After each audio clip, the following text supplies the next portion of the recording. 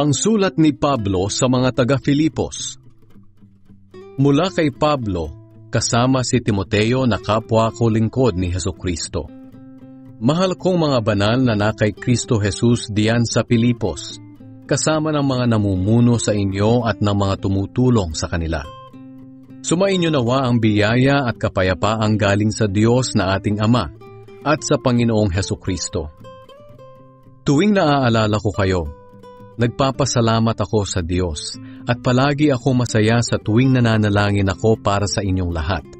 Dahil mula pa nang sumampalataya kayo hanggang ngayon, ay katulong ko na kayo sa pagpapalaganap ng magandang balita. Natitiyak kong ipagpapatuloy ng Diyos ang mabuting gawain na sinimulan niya sa inyo hanggang sa araw ng pagbabalik ni Kristo Jesus. Dapat lang na ganito ang maramdaman ko, dahil mahal ko kayo.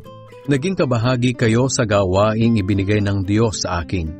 Kahit na nakabilanggo ako ngayong nagtatanggol at nagpapatunay sa magandang balita. Alam ng Diyos na sabik na akong makita kayo. Dahil mahal ko kayo tulad ng pagmamahal ni Kristo Jesus sa inyo. Ipinapanalangin ko na lalo pang lumago ang pagmamahal nyo sa isa't isa nang may karunungan at pangunawa para mapili nyo ang pinakamabuti sa lahat ng bagay at madatnan kayong malinis at walang kapintasan sa araw ng pagbabalik ni Kristo. Mapuspos nawa kayo ng mga katangiang ipinagkaloob ni Hesukristo sa inyo para maparangalan at mapapurihan ng Diyos.